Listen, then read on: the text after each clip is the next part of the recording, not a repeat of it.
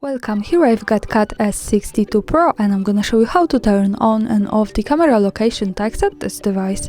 So at first we have to tap on the camera button here to open it, and for now we are in the standard photo mode. From here let's go to the left corner to this button.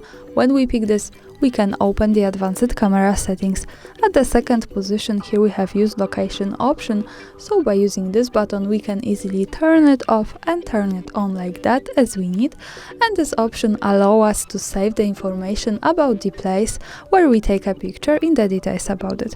Also, the important information here is that to make it work correctly, when we want to save the actual location of our photo, we have to be connected with the internet, for example the Wi-Fi, and we have to turn on the location of this device. So remember about these two parameters to make it work.